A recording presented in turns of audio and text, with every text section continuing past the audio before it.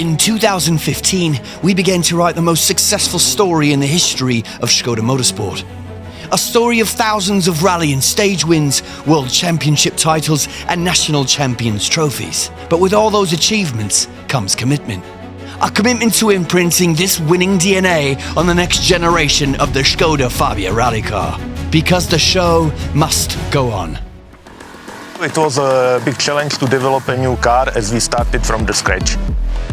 New body shell is much stronger and brings the benefit in the field of reliability and safety.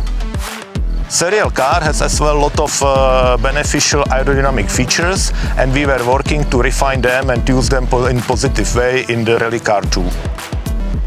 The newly used engine has a lot of positive details which were used to improve the performance of the engine in the rally car. Testing program was very extreme. We tested on gravel, tarmac and snow, in hard conditions, wet or dry. Everywhere where our customers can use our car. I think we are prepared. I felt very comfortable from the very beginning. The car is mega fast. You really feel a big upgrade in the engine.